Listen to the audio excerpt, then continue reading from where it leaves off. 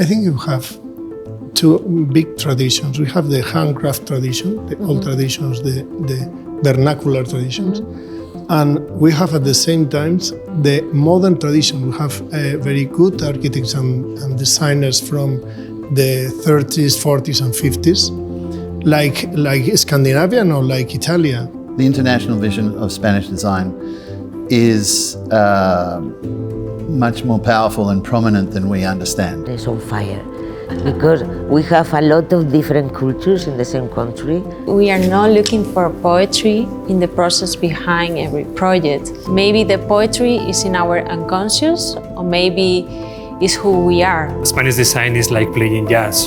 You know, jazz. Amazing. Jazz is an improvisation. It's a conversation between instruments and musicians. So for me, Spanish design is an exchange. We don't have any frontiers. We don't have any paradigm of the Spanish design. And we are seeing huge ambassadors of our firms abroad. And if you get to know the sector, you're going to see products, Spanish products all over the world.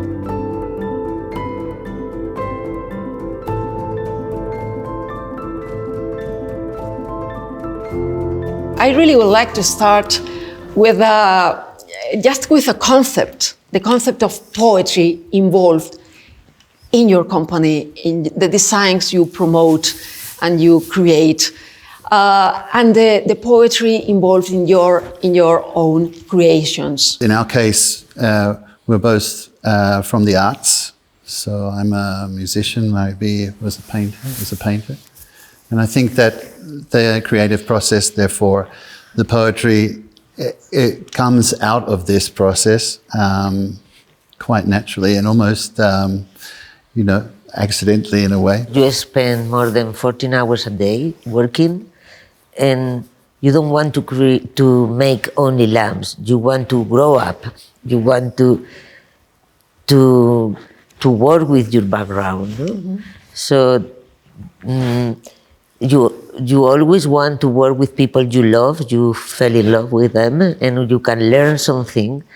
So that is poetry for us. It was kind of an accident. We had a lot of veneers on a light table one summer evening, and at 9 p.m. we turned the table on, and some veneers retro-illuminated in a spectacular way, and we really that was it. Mayice said, we want to I want to make these into light diffusers.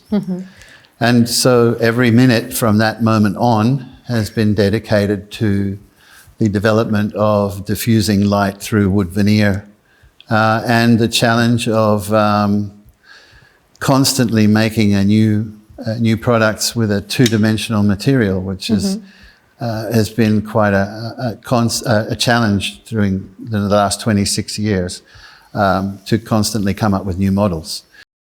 We saw filamento, and we couldn't close the mouth because it was amazing. Yeah. No? It was like an explosion of history and future, because the reflections and poetry and art and everything, no? It was like incredible. So we just want to meet them, because who are the people behind this, no? You were practically in love. Yes. She came home so excited. Yeah. I mean, after she saw what they had done and met them. And I remember, because I wasn't at that particular event, but when she came home, it was like, because they talk about something incredible. The past culture, our legacy. So this is super important for us and for everybody, I think, because they was talking about things are disappearing. So we want to take it with us and to give a future. How was the meeting with LZF and the beginning of your collaboration, and of course the joining of the last joining of their good with your idea of glass, which is connected exactly with crafts, but also with high technology. For us, it's a little bit difficult to work with this material because it's our first time that we work with this wood, because this wood is very thin, is flexible. So wood and glass is completely different physically and chemically. Yeah. No? So, so the main idea of this project was to encapsulate this thin layer of wood in glass. So the result is a combination, well, it's a dialogue between craft and technology. Every time we travel to Milan, we feel home. It's a feeling, and it's a city full of innovation and design.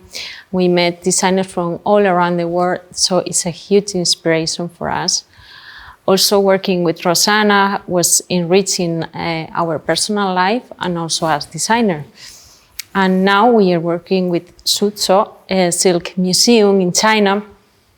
So we are working with millenarian embroidery techniques. We are learning from the history of silk. Also, it's a culture that they are obsessed about the small detail, always searching for perfection. First of all, not see it as being any different from selling to locally. If you put a wall there saying that it's export, then it already makes it like a harder thing than it really is. And I think we always paid very little attention to that being a physical problem. Of course, you have things like certifications and stuff like this, which are problems that people put into place. But I don't think we ever felt that it was a barrier. We work with local craftsmen. We try to work with materials that can be repaired. We try to make products that will be durable. The people can enjoy in different, different decades. I think this is our main idea about sustainability. It's a responsibility that you can't ignore. And all we ask for is that industry supports it more so we can have access to more sustainable, materials. Because I think often we're stuck by the fact that certain things are not commercially available. And even though the intention is there, it's still hard. But of course, if we all row together, so to speak, then I think we can make the market understand that it's a necessity, and then we can have that access to those raw materials that we need and that we can use to make everything much more sustainable. What is Spanish design today? What is design from Spain today? From your perspective, you are working all over the world, as I said, but how did you perceive the evolution of the communication and the image of Spanish design? It's free, because it isn't been defined by decades of, it's not like Scandinavian or Italian. It's like, it's free to be what it wants to be. And I think when you travel and when you see how much Spanish culture and design pops up constantly all over the world, it's something that I don't think we are conscious of here in Spain so much. But, there are a lot of ambassadors out there who, will put their hand in the fire for Spanish design and culture. And I think that's the wonderful thing about it. And it has that possibility of, as I say, being free to be what it wants to be. We can learn a lot of things from artisans who are old people now, and they just love to express themselves with young people, well, not young people or not so young people, but to see the future, no? And they forget about they are the last one of the, because we really forget them for a lot of years. The concept of the lamp have to be different with the now technology. I think our proposals combine the high technology and the handcraft and the wood and the worm and the natural materials and the biophilia. Is vital for a good design. I think, the communication. Design is communication, is find the solution. Is That's it. Design I think we have to understand each other if we want to find something great. And this is what happened. If we can do it in English, then we can do it great in Spanish. Absolutely. I use a lot of natural materials in my projects. It's one of the main connections, but we know for each other for 20 years before to work. Yeah. And I am follow of them, and I admire his work and his factory, his brand. And it's very exciting for me, but the connection, it was very, very strong, no? When we start to work in that way, but we appreciate the natural materials and the handcrafts, no? Is the two things are very important. When Ramón brought the first designs to us, he was designing for us, but he was designing for himself as well. I mean, he's making a product which he would like to use, and he would like to see it in his architecture. And I think that is something which is extremely positive for both of us.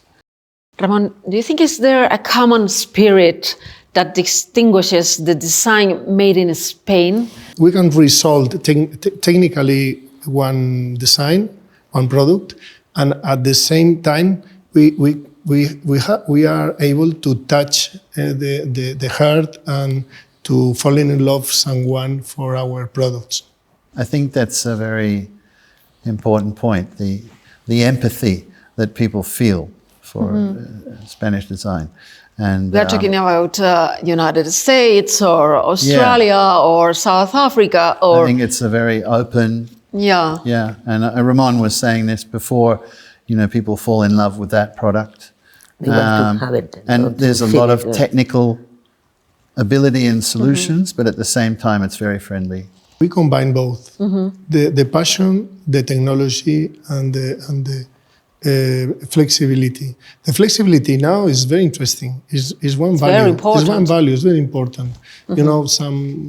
I think we can offer a lot of solutions, and we can change very fast for the answers of the market. As soon as you travel abroad, this becomes very obvious. The respect that is shown towards Spanish designers and the work that Spanish designers, architects are doing overseas. But, also, you have people like José Andrés, you have people from the fashion industry, shoes. All of these industries are very highly respected overseas, and I think that's vital, and it's clear. That the vision from the outside is very positive. The quality as well is outstanding, I think. Like the woodwork in furniture is, I think equal to Scandinavian and Japanese. You have the color and flair you get from the Italian. I think you have that, that sort of, the ability to sort of make your own statement. I think we've achieved some very important concepts about the new vision of Spanish design all over the world. Thus, this kind of passion, of course, enthusiasm, or the mixture between crafts or high technology, but also values as generosity, as cooperation, of course, and commitment. How is ICEX supporting Spanish design abroad, Pablo? We try to help the companies during all the process, since they are emerging talents, until they are well-known and renowned companies. For us, it's important that companies go abroad, experience how the challenges they have to face when they are exporting. And of course, we do try to help emerging talent. Spanish design is getting to the place it should be. It's easy to see Spanish design in many airports, many hospitalities, and you can see it when you get to know who that Spanish design is and what the products are, that it's present everywhere. So I think that we have to know in Spain and have to get to acknowledge how representative is our design abroad. And to conclude, just tell us a little bit about the concept behind the campaign we are launching today. What is Spain and what is Spanish design today, now? I think everyone knows what is Spain, but they don't really believe and acknowledge how big Spain is and how important Spain is in the design world. In Salone del Mobile, which is the biggest trade show, we are the main foreign country represented in the show. So that shows how big the Spanish design is. So we have to learn the values of the Spanish design. And with this campaign, we try to show to everyone what the values are, how important the Spanish design is, how present it is everywhere. And so everyone is able to recognize that design and try to give the proper representation it should have in abroad. Fantastic. Thank you very much.